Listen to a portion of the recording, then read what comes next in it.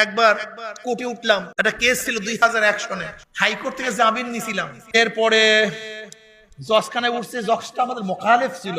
যাই হোক, তা আমরা তো দাঁড়াইছি, মনে মনে ভাবছিলাম হাইকোর্টের জামিন আছে, উনি আর কি জামিন না দিয়ে পারবে? হয়তোবা জজ সাহেব আমাদের চেহারার মধ্যে ভাবছিল যে আমাদের মধ্যে একটু প্রশান্তি, মানে জামিন আছে, উনি আমাদের জামিন ক্যান্সেল করে দিচ্ছে, আমাদেরকে জেলে নিয়ে গেছে।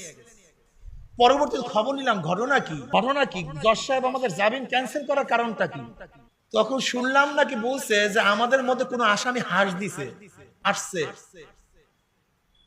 জজের সামনে হাসছে, জজ মাইন্ড করে ফেলাইছে, আমার সামনে হাসছো কেন? জামিন ক্যান্সেল।